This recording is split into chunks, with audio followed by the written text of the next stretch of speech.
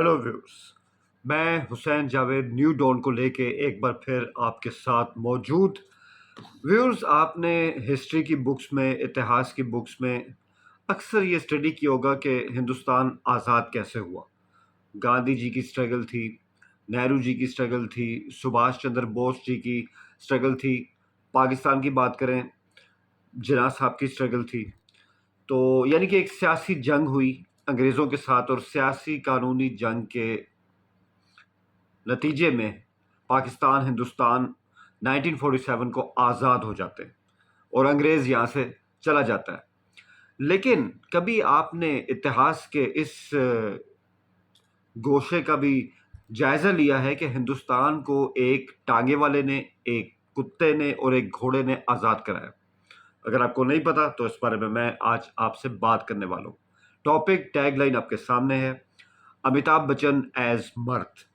मर्द फिल्म 8 नवंबर 1985 को रिलीज हुई। मनमोहन देसाई जी इसके डायरेक्टर थे। अमिताभ बच्चन ने इसमें लीड रोल अदा किया था। अब फिल्म का बिजनेस क्या था, फिल्म कैसे चली, हमारा मकसद फिल्म का रिव्यू करना नहीं है। मैं इस फिल्म को, जो मेरे लिए एक चाइल्डहुड मेमोरी की तरह है, इस फिल्म को मैं लेता हूँ कि कुछ फिल्म के हिस्से हैं जो कि लॉजिकल नहीं है, और कुछ फिल्म के हिस्से हैं जिसे आप कह सकते हैं कि वो लॉजिकल है। तो बेसिकली इस फिल्म में है क्या, और क्यों फिल्म हमें आज याद रह गई, क्यों हम इस पे शो कर रहे हैं, ये हमारा आज का टॉपिक है। सबसे पहले, ये फिल्म जैसे कि मर्द मूवी है, तो ये पार्टीशन से पहले का दौर हमें दिखाती है। एक हिंदुस्तानी स्टेट है, रियासत है। रियासत कौन सी है इस बारे में हम कुछ नहीं जानते, लेकिन रियासत का एक राजा है, और वो है राजा आज़ाद सिंह। एक बहुत ही ज़बरदस्त किस्म का, बहादुर किस्म का, अपनी अवाम के साथ जुड़ा हुआ राजा, जो कि अंग्रेज़ी हुकूमत के ख़िलाफ़ है, जो कि ब्रिटिश राज के ख़िलाफ़ है। और उसकी रियासत पर अंग्रेज़ों का हमला होता है, उसके किले को लूट लिया जाता है, उसकी अवाम को मार दिया जाता है। उस पे वो उस ब्रिटिश जनरल के पीछे एयरपोर्ट तक जाता है, जो कि लूट का माल लेके इंग्लिस्तान हवाई जहाज पे जा रहा होता है। और क्या ज़बरदस्त सीन था कि जब राजा एयरपोर्ट पे पहुंचता है तो वहां पे वो रस्सी फेंकता है, जहाज के ऊपर रस्सी एक कोने से उसको फिट कर लेती है, उसको पकड़ लेती है, और फिर राजा उस अपनी ताकत के जोर पे रस्सी को एक पोल के गिर्द ऐसे बांध लेता है और जहाज रुक जाता है। और जनरल जो है वो सहमा हुआ बाहर आता है और राजा के हत्थे चढ़ जाता है, और यूं वो बदला ले लेता है उस लूट मार का। तो क्या जबरदस्त स्टाइल था कि राजा की ताकत चेक करें कि घोड़े पे एयरपोर्ट गया, कोई अंग्रेजी फौज सामने नहीं थी, चंद लोग सामने थे, और उसने रस्सी के जोर पे एक जहाज को रोक के ब्रिटिश जनरल को बाहर निकाल के मार दिया। तो ऐसी बातें 47 से पहले कहाँ हुई थी? आपने अगर देखा हो, आपने अगर उस बारे में स्टडी किया हो तो मुझे भी बताएं, मुझे कहीं नहीं मिली। लेकिन हमने देखा कि ऐसा भी हुक्मरान 47 से पहले हिंदुस्तान की धरती पर मौजूद था, और वो था राजा आज़ाद सिंह। फिर हमने देखा कि किस तरह, जब हमने देखा कि आज़ाद सिंह अंग्रेज़ों के हत्थे चढ़ गया, उसकी बीवी बच्चे सड़क पे आ गए, और एक गरीब ख़ानदान के अंदर उसके बच्चे की परवरिश होती है, और वो बनता है राजू टांगे वाला, जो कि अमिताभ का रोल था। अमिताभ बच्चन है, वो टांगा चलाते हैं, उनका एक कुत्ता मोती है, और उनका एक घोड़ा है जो कि बादल है। और जो घोड़ा है वो वही घोड़ा है जो उनके पैदा होने से पहले राजा आज़ाद सिंह के पास था, यानी कि उनका पुश्तैनी घोड़ा है। लेकिन वही घोड़ा जो है वो राजू टांगे वाले के काम भी आता है। तो आप घोड़े की उम्र चेक कर रहे हैं कि बादल ने पता नहीं कितना सर्व किया होगा एक घोड़े के तौर पे आज़ाद सिंह के साथ। और फिर राजू के बच्चे से लेके बड़े होने तक वो राजू टांगे वाले के साथ रहा। तो बादल जो कि घोड़ा था, उसकी उम्र कितनी है फिल्म में तो नहीं बताया गया, लेकिन आई डोंट नो कि एक फिजिकल उम्र क्या होती है एक घोड़े की। तो ये भी एक अहम सवाल है। फिर हम देखते हैं कि राजू टांगे वाले में इतनी हिम्मत थी कि इस पूरी जंग में, ये फिल्म ब्रिटिश राज के खिलाफ थी, ये फिल्म जो थी अंग्रेजी हुकूमत के खिलाफ थी जो हिंदुस्तान पर काबिज थी, हिंदुस्तान गुलाम था। और राजू टांगे वाले ने बगैर किसी सियासतदान की इमदाद के एक कुत्ते और एक घोड़े की मदद से हिंदुस्तान को आज़ाद कराया और अंग्रेजी फ़ौज को शिकस्त दी। तो अपने आप में बेमिसाल है कि जहाँ 1857 की जंग आज़ादी जो युद्ध हुआ था, वो नाकाम हो गया और जितनी भी भगत सिंह की कोशिश थी वो नाकाम हो गई, लेकिन राजू टांगे वाले ने एक कुत्ते और एक घोड़े को लेके हिंदुस्तान को आज़ाद कराया और कमाल का वाक़या था। अब इसमें एक और बड़ा इंटरेस्टिंग सीन है कि अंग्रेज़ों का जो किला दिखाया और अंग्रेज़ों की जो फ़ौज दिखाई, उनके ड्रेसेस बड़े कमाल के थे। यानी कि उनके अगर आप ड्रेस चेक करें तो काले लिबास पहने हुए हैं, यहाँ पर खोपड़ी बनी है, पीछे काली चादर है। अब मैं देखता हूँ कि 1757 से 1947 तक ऐसी कौन-सी अंग्रेज़ी फ़ौज थी जो काला लिबास पहनती थी, सुपरमैन की तरह उसके पीछे काली चादर हुआ करती थी और यहाँ पर खोपड़ी बनी होती थी और ऐसा ही जो ड्रेस था वो एक अंग्रेज़ी अफ़सर का था जो इस फ़िल्म का मेन विलेन था, उसका नाम डैनी था। तो उनके लिबास भी ऐसे ही थे कि पीछे उनके चादर है, लॉन्ग बूट पहने हुए हैं और ऐसा ड्रेस मैंने कम से कम किसी अंग्रेज़ को आज तक जब तक वो ब्रिटिश अ, राज का हिस्सा था हिंदुस्तान के अंदर उसको पहने नहीं देखा। तो अंग्रेज़ी फ़ौज के ड्रेस पे भी सवाल उठते हैं कि बहुत ही अद्भुत, बहुत ही अजीब, बहुत ही पेक्यूलियर किस्म का उनकी ड्रेसिंग हुआ करती थी। फिर आप ये देखें कि अ ब्रिटिश की जो बख्तरबंद गाड़ियाँ दिखाई दी, जो अंग्रेज़ों के हाथ में होती थी, ज जिससे उन्होंने आज़ाद सिंह को, राजू टांगे वाले को एंड में मारने की कोशिश की। अब वो टैंक से थोड़ी-सी छोटी थी और बख्तरबंद गाड़ी ही लगती थी, उस पे ब्रिटिश झंडा था। लेकिन ऐसा स्टाइल जो था, मैंने ये हिंदुस्तान में अगर आप 47 से पहले की बात करें, तो ये मुझे गाड़ी दिखाई नहीं दी, लेकिन पता नहीं ये कहाँ से गाड़ियाँ निकाली गईं और दिखाया गया कि ये गाड़ियाँ भी राजू टांगे वाले को उसके अज़्म के सामने हिंदुस्तान को आज़ाद होने से रोक नहीं सकी। तो ये भी हमारे सामने आता है। फिर एक सीन था, उसमें दिखाया गया कि राजू टांगेवाला एक ऐसे स्विमिंग पूल में जाता है, एक ऐसे क्लब में जाता है जहाँ लिखा है dogs and Indians are not allowed. लेकिन जब वो अंदर जाता है अपने घोड़े और अपने कुत्ते को लेकर और एक इंडियन के तौर पे, तो अंदर जो अंग्रेज़ हैं, उनकी जो ड्रेसिंग है वो ऐसी ही थी जैसे कि बजाय वो 1947 या 1947 से पहले का हिंदुस्तान नहीं था, बल्कि वो 1980s का कोई हिंदुस्तान था जहाँ अंग्रेज़ों ने 80s के स्टाइल के थ्री पीस सूट पहने हुए थे। तो ये भी एक अजीब बात थी कि वैसे आप दिखा रहे हैं कि ये पार्टीशन से पहले की बात है, अंग्रेज़ों का दौर है, लेकिन जब आप अंदर आते हैं तो अंग्रेज़ों ने ग्लासेस भी पहने हैं और जो उनकी ड्रेसिंग है वो भी 80s और 90s की है। तो ये भी एक कमाल ही था कि अंग्रेज़ बहुत ही एडवांस थे उस टाइम में भी। आखिरी जो एक अजीब बात हमारे सामने आती है, जहाँ हम राजू टांगे वाले की इतनी बातें कर रहे हैं कि उसने एक टांगे वाला हो के भी पूरी फ़िल्म में जीन्स की पैंट और जीन्स की शर्ट पहनी थी। अब 47 से पहले जीन्स की पैंट और जीन्स की शर्ट हिंदुस्तान के किस इलाके में गरीब बंदा पहन सकता था? चाहे उस दौर का सिंध उठा के देख लो, चाहे उस दौर का बंगाल, उस दौर का पंजाब देख लो, बॉम्बे देख लो, साउथ इंडिया देख लो, गरीब के पास तो मुश्किल से बनियान या धोती हुआ करते थे, लेकिन राजू टांगे वाले ने उस दौर में जीन्स में हिंदुस्तान को आज़ाद करा लिया, तो ये भी कमाल बात थी। तो ये इस फ़िल्म मर्द पे कुछ हमारे ऐसे सवालात थे जिनमें कोई लॉजिक नहीं थी, जो फ़िल्म के अंदर हमने देखी भी थी।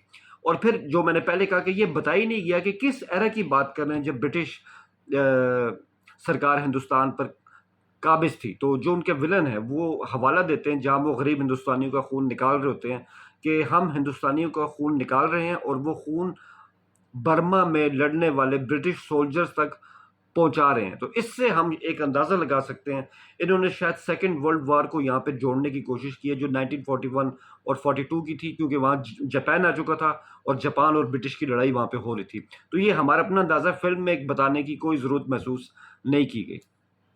खैर, ये तो इस फ़िल्म के बारे में थोड़ी-सी आप समझ लें कि तनकीद थी, क्रिटिसिज़्म था, लॉजिक से आरी बातें थी। अब कुछ फ़िल्म में लॉजिकल भी था।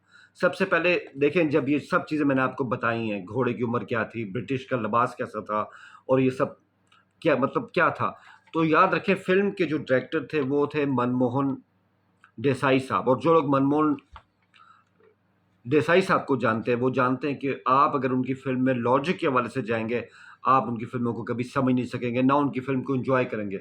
वो मसाला फ़िल्म तैयार किया करते थे और मर्द फ़िल्म भी एक मसाला थी, जो ब्रिटिश राज के खिलाफ जंग करते हुए मनमोहन ने दर्शकों को दिखाई। तो सबसे पहले उनकी फ़िल्मों के कुछ अहम पॉइंट्स हैं, जो ऑलमोस्ट हर फ़िल्म में होते हैं। Number 1, lost and found. Amar Akbar Anthony आपके सामने है, देश प्रेमी आपके सामने है, नसीब फ़िल्म आपके सामने है, धर्मवीर आपके सामने है और अब ये जो फ़िल्म है मर्द, ये भी आपके सामने है। इवन इससे पहले कुल्ली फ़िल्म भी, कि हीरो बचपन में माँ-बाप से अलग हो जाएगा, किसी कोई ऐसी घटना हो जाएगी, लेकिन इन द एंड वो मिल जाएगा और हीरो के जिस्म पर कोई ना कोई ज़ख्म का निशान होगा, या उसके पास कोई लॉकेट होगा, या उसके पास कोई रिंग होगी जिसकी वजह से वो अपनी फैमिली से फ़िल्म के क्लाइमेक्स में मिल जाएगा। तो इन सब फ़िल्मों में, और मर्द फ़िल्म भी उसमें शामिल है, ये सब चीज़ें उसमें शामिल थी। फिर हम ये देखते हैं कि इस फ़िल्म में उन्होंने दिखाया कि जानवर के साथ इंसान की वफ़ादारी। इससे पहले कुल्ली फ़िल्म में उन्होंने एक बाज़ इस्तेमाल किया जिसका नाम अल्लाह रखा था। धर्मवीर में भी उन्होंने एक उकाब इस्तेमाल किया, और मर्द फ़िल्म में जैसे मैंने आपको पहले बताया कि एक कुत्ता था मोती और एक घोड़ा था बादल। तो जानवरों की इंसान के साथ फ्रेंडशिप और फेथफुलनेस उन्होंने पहले भी दिखाई, वो इस फ़िल्म में भी दिखाई। और सबसे बढ़ के माँ की अज़मत। माँ की अज़मत जो है वो मनमोहन जी कहा करते थे कि जब आप बड़ी स्क्रीन पे माँ की अज़मत को दिखाएँगे कि एक हीरो माँ के लिए क्या कर रहा है, माँ की सैक्रिफ़ाइस को वो मान भी रहा है, उसके लिए वो उससे मिलना भी चाह रहा है, तो हमेशा आप उसमें कुल्ली फ़िल्म देख लें, आप उसमें उनकी अमर अकबर एंथोनी देख लें, और अब ये मर्द देख लें, तो माँ जो है वो उनका बड़ा एक पॉइंट रहा है मनमोहन सिंह जी का। तो ये उन्होंने इस फ़िल्म में दिखाया। फिर अमिताभ के साथ उन्होंने एक शराबी के सीन किए। आप उसमें अमर अकबर एंथोनी का सीन देख लें, आप उसमें देश प्रेमी में देख लें, नसीब फ़िल्म में देख लें, और अब आप मर्द में भी देख लें कि अमिताभ जो है वो मनमोहन जी की फ़िल्मों में ख़ास तौर पे उनके जो एक शराबी होने के कुछ सीन होते हैं वो लाज़मी हुआ करते थे। इसमें भी ऐसा हुआ।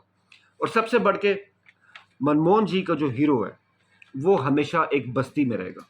चाहे उसके पीछे कोई भी उसका बैकग्राउंड हो, वो अमीर हो लेकिन किसी हादसे की सूरत में अपने माँ-बाप से बिछड़ जाए, लेकिन वो हमेशा बस्ती में रहेगा। ये चीज़ हमें अमर अकबर एंथोनी में दिखाई दी, देश प्रेमी में दिखाई दी, हमने कुल्ली फ़िल्म में देखा, और फिर हमने मर्द फ़िल्म में भी यही देखा कि महल के सामने एक बस्ती का सेट है और वहाँ पे अमिताभ राजू टाँगे वाले के तौर पे रह रहे थे। तो ये एक मनमोहन सिंह जी जो हैं, ये मनमोहन जी, इनकी अगर आप हिदायतकारी देखेंगे तो उनके ये मेजर सेलिएंट फीचर्स रहे हैं जो मैंने आपको बताया।